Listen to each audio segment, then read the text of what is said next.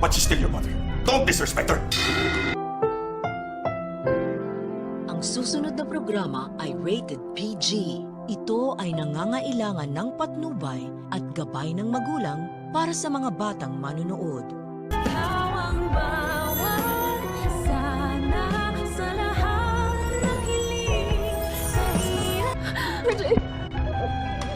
Gumagawa na nga ng malupit na plano si Eric kung paano nila malulusutan ang kanilang pagpapabaksak sa Apex na walang makakahuli sa kanila kung paano nila ginagawa ito. Maisipan kasi ni Eric na kailangan nilang mag-ingat ng kanyang anak upang hindi sila mahalataan ni Giselle sa kanilang masamang pakay na paghihiganti nga dito. Sasamantalahin ni Eric ang pagkakataon na muli na namang binabastos ng kanyang anak na si Justin ang kanyang ina na si Giselle. Dahil nang hinagis ni Justin ang binigay na bulaklak ng kanyang nanay, ay papagitna naman ito si Eric at sasawayin si Justin. Papanwaring pagagalitan ni Eric si Justin at sasabihan niya ito na hindi porket galit siya sa kanyang nanay na si Giselle ay babastusin niya na ito. Kailangan niya pa rin daw irespeto ang kanyang ina dahil nga ito ang nagduwal sa kanya sa mundong ibabaw. Biglang-bigla naman si Justin dahil hindi niya inaakala na sasawayin siya ng kanyang ama. Pero eventually ay maunawaan din naman ni Justin ang ginagawang strategy ng kanyang amang si Eric upang hindi nga sila mapaghinalaan ni Giselle sa kanilang balak